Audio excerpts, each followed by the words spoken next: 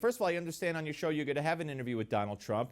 And yesterday, behind closed doors, a bunch of Republican senators actually grilled the Secretary General of NATO over exactly what Donald Trump is complaining about. That we pay the bulk of the freight, and the other countries, including Germany, the fourth largest economy in the world, doesn't meet the 2% threshold of their GNP to help fund NATO. Well, and you're just talking about the operating cost there, which is disproportionate. But when you look at the military cost of NATO, so-called indirect, we pay 73%, according to NATO, of that cost, even though there's 28 nations.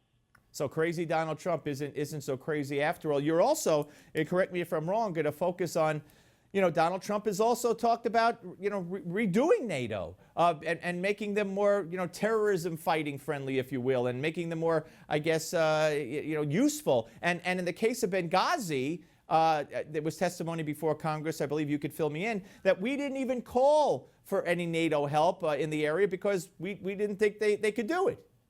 Yeah, I thought about the case of Benghazi when Trump brought up the idea that NATO is not configured to help against the terrorist threat, even though, we're 28 member countries that have agreed to mutually defend one another. But the biggest threat today, most would agree, is terrorism.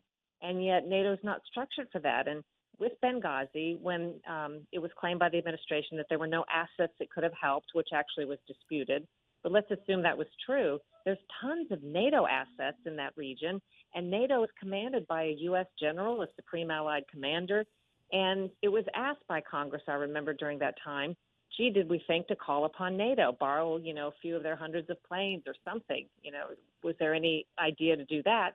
And the general said, oh, no, they never would have helped anyway. We didn't bother to ask. It's not what they do. So I think, in a way, you might be surprised to hear me say Trump has a point on that. If NATO is our biggest defense alliance and yet not postured or ready to discuss the threat of terrorism and how they handle that, maybe it does need some modernizing or at least a discussion about it.